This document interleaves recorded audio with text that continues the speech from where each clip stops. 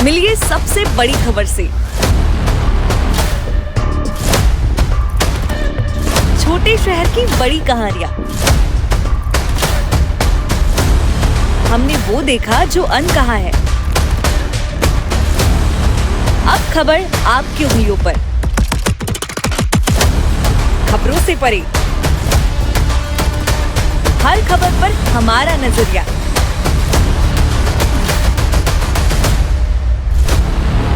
India town news, Bharat की बात।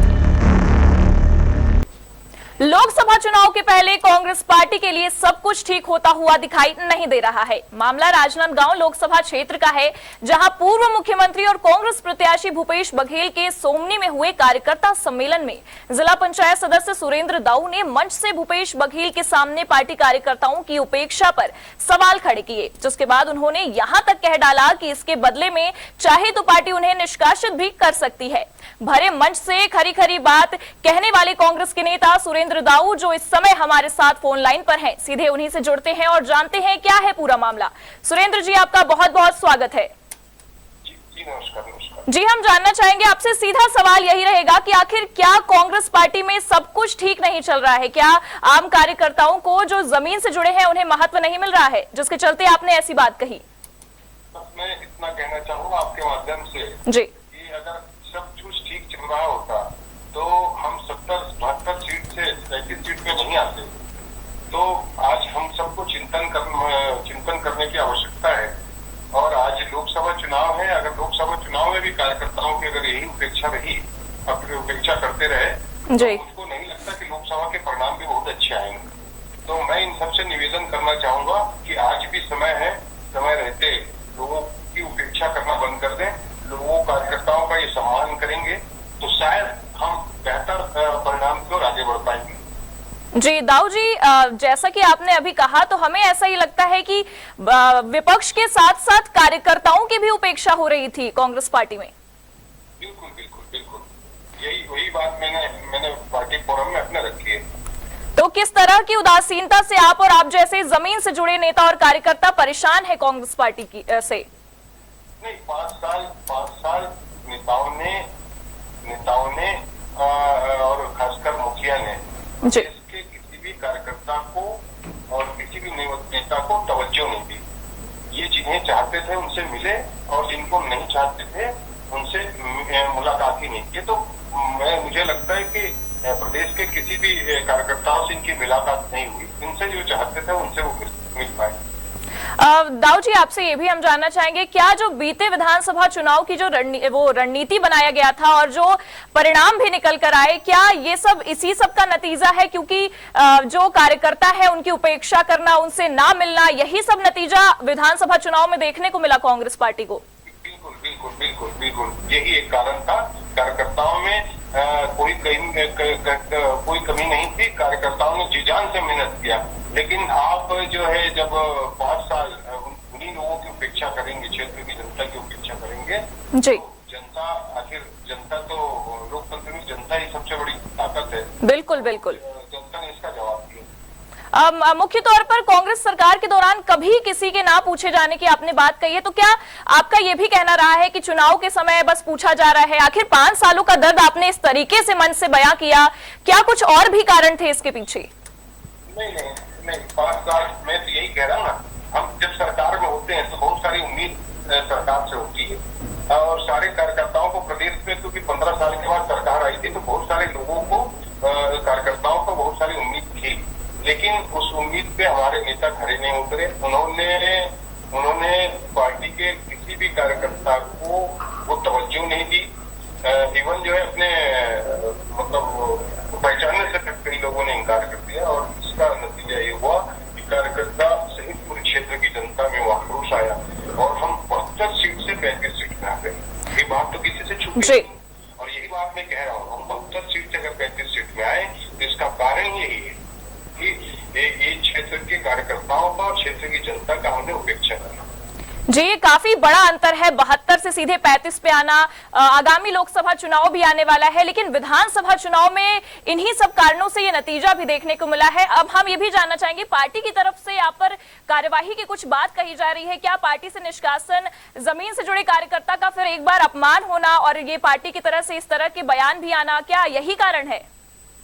देखिए, मुझे अभी तक कोई पार्टी से ना कोई पत्र आया है, ना कोई निर्देश आया, न किसी ने उससे बात करने की कोशिश की। ये सारे जो है समाचार के पत्र के माध्यम से मुझको जानकारी मिल गई। जहां तक रहा अनुशासनहीनता की बात, तो मैंने पार्टी फोरम में पार्टी का कार्यकर्ता सम्मेलन था, मैंने वहां अपनी बात रखी, कार्यकर्ताओं की पीड़ा रखी। और अगर सच कहना गुनाह है तो सुरेंद्र दाऊ बार बार ऐसे गुनाह करते रहेंगे, ऐसा इसमें कोई दो राय नहीं। फिर अगर ऐसा कभी मौका लगा तो मैं अपनी बात को पार्टी फोरम में रखता रहूंगा। क्या कोई कार्यकर्ता अगर अपनी परेशानी, अपनी बात रखता है तो उसे पार्टी की तरफ से ऐसा व्यवहार देखने को मिलता है, इस पर आप क्या कहेंगे?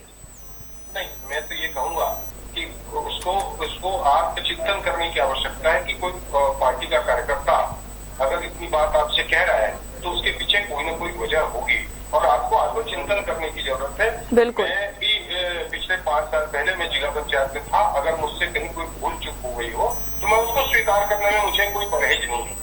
तो मुझे लगता है कि बड़प्पन यही होता है। तो हम इसको आत्मचिंतन करें और लोकसभा चुनाव हम सब मिलकर उसको लोकसभा चुनाव लड़े, तो मुझको लगता है कि बेहतर प्रदेश में बेहतर परिणाम दे पाएंगे।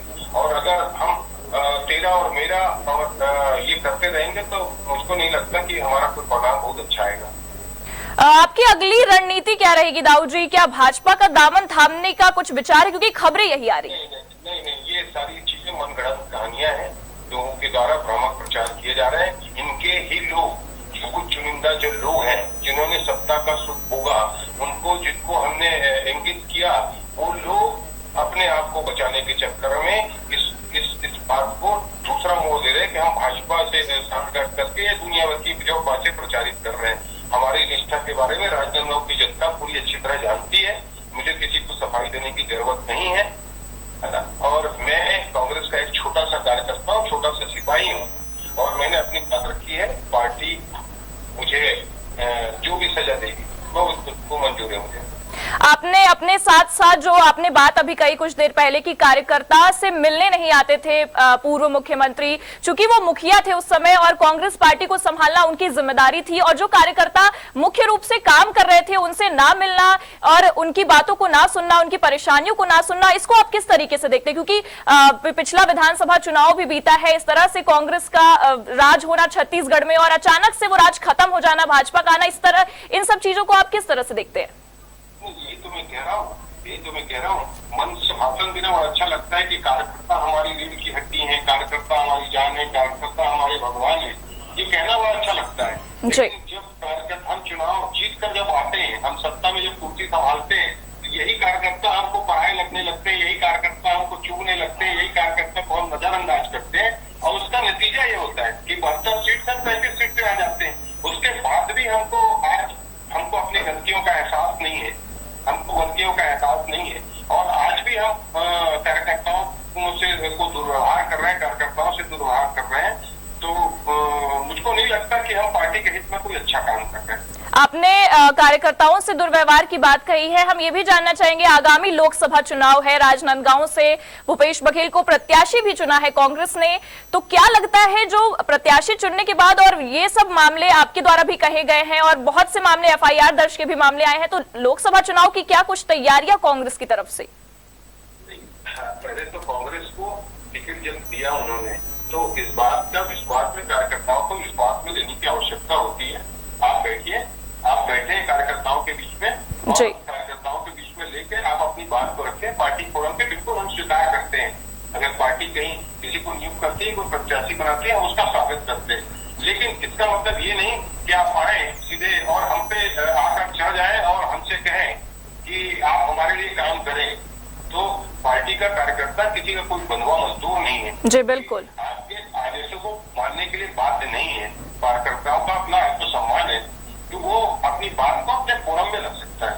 जैसे कि आपने बोला कि पार्टी का कार्यकर्ता बंधुआ मजदूर नहीं है, लेकिन प्रत्याशी बनने के बाद कार्यकर्ताओं के साथ बैठकर बातचीत करनी चाहिए। आगे की रणनीति क्या होगी, किस तरह से लोकसभा चुनाव में, आगामी लोकसभा चुनाव में कार्य करना है, इन सब को लेकर कुछ भी बातचीत नहीं हुई है कांग्रेस पार्टी की अभी तक?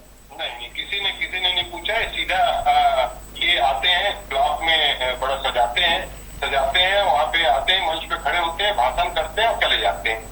और फिर ये दावा भी करते हैं कि राजनांदगांव से प्रत्याशी बनाया गया है और बड़ी मात्रा में जीत दर्ज करेंगे। इस पर क्या कहेंगे आप? नहीं, ठीक है, हम तो चाहेंगे कि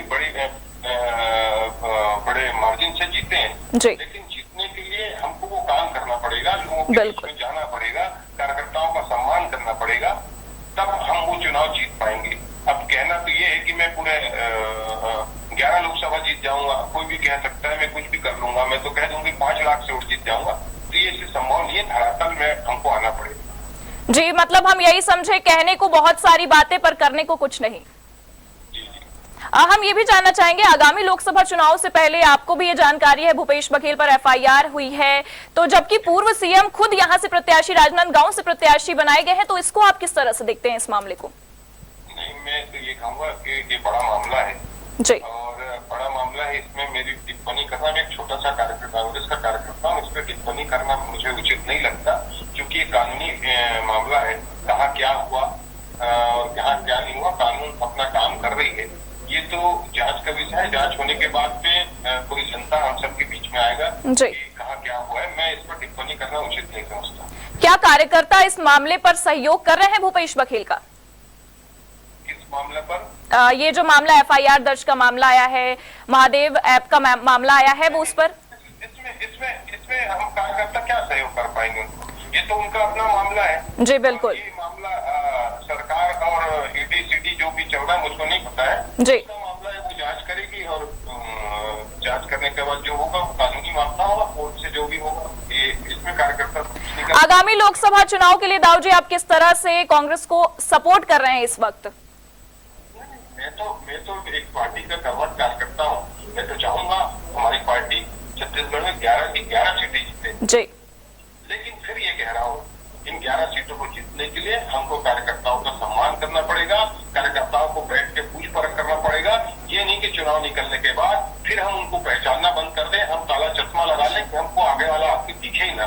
तो ऐसे में तो विश्वास बार बार, हम एक बार विश्वास किसी का तोड़ सकते हैं, बार बार विश्वास तोड़ेंगे तो कार्यकर्ता भी हमसे वापस चला जाएगा।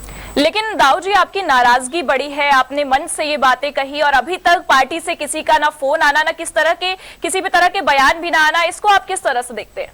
यही तो कह रहा हूँ मैडम, यही तो अहंकार है, यही अहंकार है। इसी का नतीजा तो हुआ, हम 35 सीट में सिमट गए। जी बिल्कुल। लोकसभा चुनाव लड़ने जा रहे हैं, देश में सरकार बनाने की बात कर रहे हैं, प्रदेश में 11 सीटें जीतने की बात कर रहे हैं। यही तो अहंकार है। हम अपने कार्यकर्ताओं से बात भी नहीं करना चाहते हैं, यही तो अहंकार है। और कार्यकर्ताओं की नाराजगी को भी नहीं सुन रहे हैं और फिर ये बात करते हैं समाज और कार्यकर्ताओं से मिलकर काम करने का। कि हमारा इनका अपना चेहरा इतना बड़ा है कि ये चुनाव जीत जाएंगे, किसी की आवश्यकता ही नहीं है, कार्यकर्ताओं की इनको आवश्यकता ही नहीं है। यही तो अहंकार है, यही तो हमारा सवाल है। अगर यही आपका अहंकार है तो मेरी और कार्यकर्ताओं की जरूरत ही नहीं है। कह रहे हैं कि आपकी जरूरत ही नहीं है। एक एक कार्यकर्ताओं से मिलकर पार्टी बनती है दाऊ जी, और इस तरह से कार्यकर्ताओं की बातें ना सुनना, परेशानी बताने के बाद भी पार्टी अगर जवाब नहीं देती है, पार्टी ना कुछ बात करने की कोशिश करती है, ये बड़ा मामला हो जाता है। फिर ये सवाल बल्कि मुझसे ज्यादा आपको मुझसे करना चाहिए कि इतना बड़ा मामला हो गया, आप लोगों ने इतना उचित नहीं समझा कि कोई फोन करके या कोई बुला के बोला। सिर्फ पंच सरपंच और दरी उठाए की जवाबदारी आप बंधु का। जी दाऊ जी, आपका बहुत बहुत धन्यवाद हमारे साथ जुड़ने के लिए। और जो भी बातें थी, जो भी समस्याएं निकलकर कांग्रेस पार्टी के बीच में आ रही थी, आपने उसकी पूरी जानकारी दी। आपका बहुत बहुत धन्यवाद। जी बहुत बहुत धन्यवाद आपसे। वक्त हो चुका है एक छोटे से ब्रेक का। मिलिए सबसे बड़ी खबर से। छोटे शहर की बड़ी कहानियां। हमने वो देखा जो अनकहा है। अब खबर आपकी उंगलियों पर। खबरों से परे, हर खबर पर हमारा नजरिया।